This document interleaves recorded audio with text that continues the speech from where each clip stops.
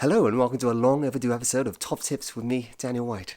In today's episode we'll be going through how to cook the perfect roast dinner. We'll be focusing on roast chicken with stuffing, our own roast potatoes, vegetables and gravy. At the end of this video you'll be quite competent at preparing your own roast dinner and you'll be proud to share it with family and friends. Let's do this.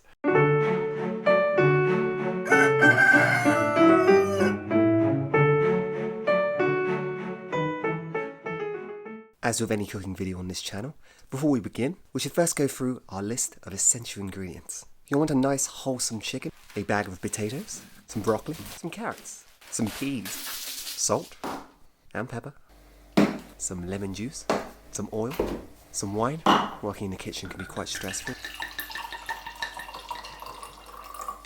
We'll also be using it for the chicken, of course. Now we're going to be making our own stuffing and homemade gravy for this video. So for this we'll need some eggs, of course some onions, a little bit of sage to add that flavour, some butter, a loaf of bread. Anyone of course watches this channel will know how fond I am of bread. Some lemons, just to give a little bit of a kick. A little bit of chicken stock for our gravy. Flour. And then some more wine.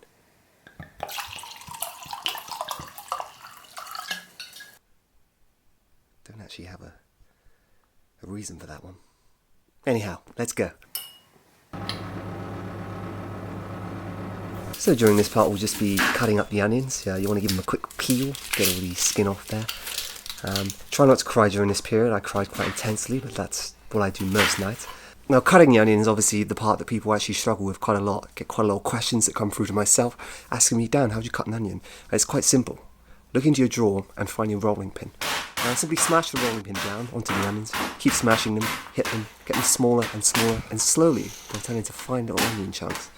After you're done, give them a quick roll, that'll get the flavour out. Cry some more, I'm crying just watching this, and that's our onions prepared. So now I come to my personal favourite part, the bread. Find yourself a nice lovely loaf. I have plenty of loaves lying around, I just keep them in the house for absolutely no reason. Put that loaf down and we're going to need to turn that into breadcrumbs. Again, I get many questions regarding this. Dan, what's the best way to turn my loaf into little breadcrumbs for my stuffing? And again, think of the kitchen. Grab yourself a cheese grater. Take it to town on the grater. Just start going to town on it. Just start grating. It's going to get messy. And it's going to form some lovely, consistent breadcrumbs.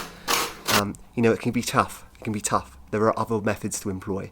If you're struggling with the grating, get some elbow. Just elbow drop that one.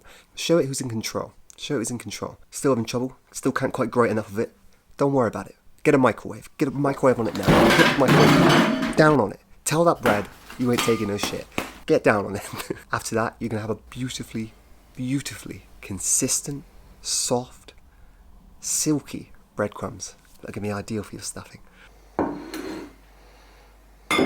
So now we've got our onions and we've got our breadcrumbs and now we're ready to make our stuffing. But first of all we're going to have to cook those onions up, get them nice and soft. So grab yourself a pan, put in a bit of butter.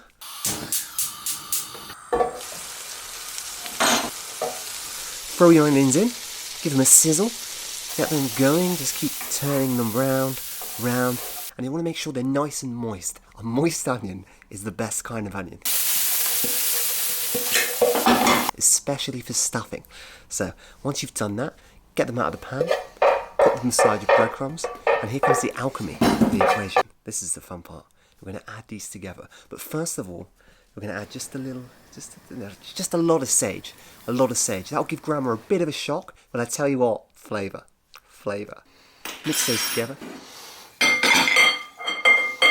Get your fingers in there deep and feel the breadcrumbs between your fingers. Mix it in, squish it in, mix it in, get your fingers stuck right in and blend it together. And there we have a beautiful stuffing. And now it's finally time to stuff our chicken. I'd just like to point out here that this part may not be appropriate for some of our younger viewers. You're going to want to grab your chicken, spin it round, cut the string, and then just straight in there. Don't be shy, just get right in. Stuff it like a toy, Get that lovely stuffing and go straight in there. Make sure you're filling it, make sure it's overflowing with our beautiful stuffing, and that's going to cook in the oven and bring about a beautiful, amazing flavour.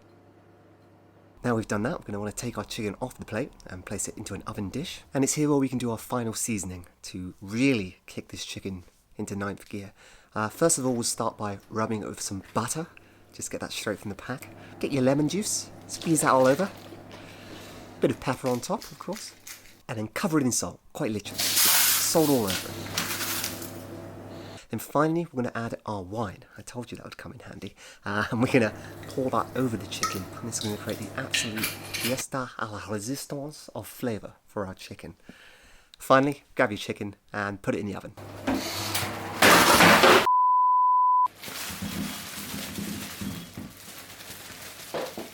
Guess what's next? The old roast potatoes. I'm going to show you my own unique recipe. DanWhiteWeird roasties, we call them.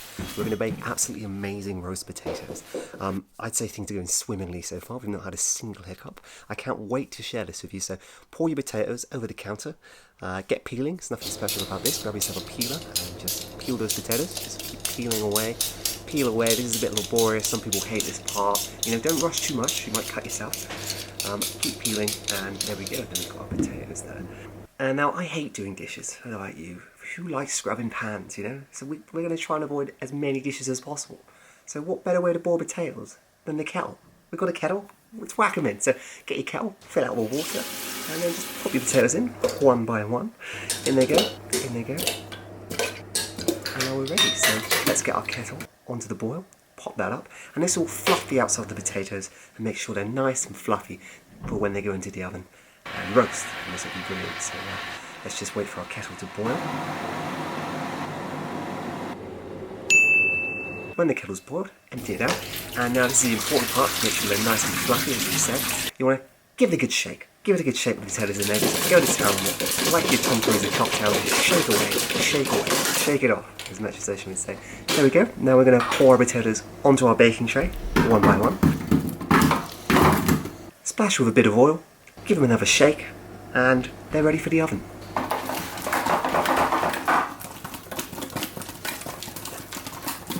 So let's open the oven, put our potatoes in, check on our chicken, doing absolutely amazing, and that's it, that's our potatoes ready to go.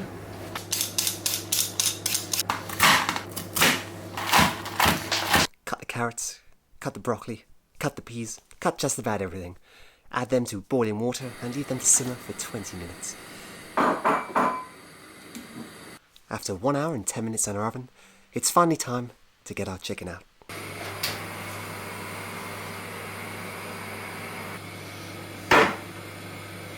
Woo!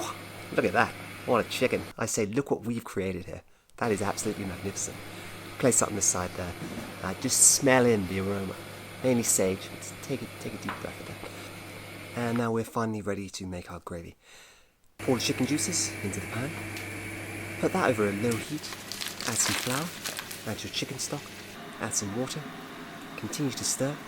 And eventually you'll have a nice, smooth, consistent gravy. Looks a bit weird in colour, I will admit. Tastes amazing.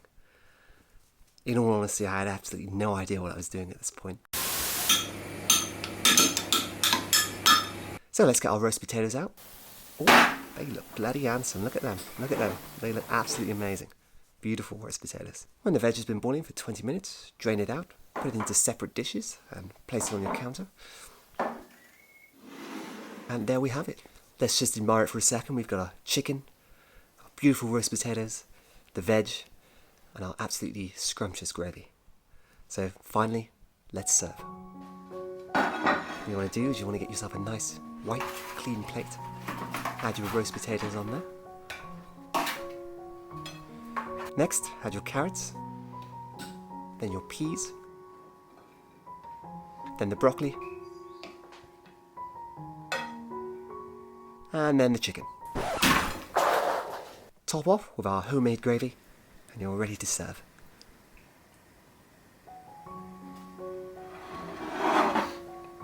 And that's how you serve the absolute perfect chicken.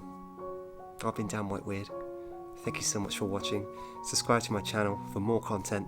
There'll be more coming very soon. Thank you for your continued support. And I hope you enjoy your chicken. I had fun making this. Until next time, bye bye.